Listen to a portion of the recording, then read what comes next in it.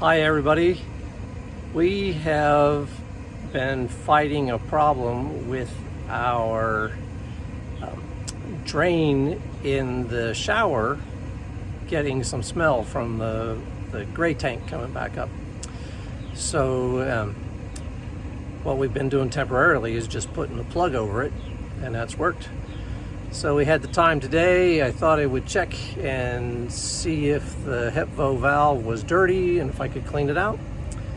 And what I found was that even though I've cleaned it, the valve is not closing like it should. And since it's not closing like it should, it needed to be replaced. So I am now going to replace that valve. So here is the existing valve, HEPVO valve that came out.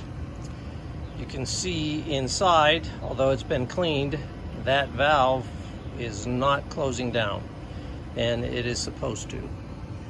So I'm going to replace that valve. Here's the other end of that valve. This is where the water goes in from this side, and you can see that it does not close properly. I'll show you the new one. There's the new one. That's the way the valve is supposed to close. So the water goes in and nothing comes back up. No smell or anything else. Right there is where the valve goes.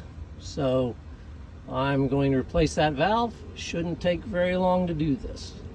I think the trickiest part of this entire evolution is getting this washer and O-ring in and seated properly. It's got to go in this way so it can seat against the inside of the HEPVO valve. But based on past experience on the last one, when I was just piddling with it, it can be difficult to get it in there properly so that it doesn't leak. The new HEPVO valve is in place. So now all I have to do is a leak check on it.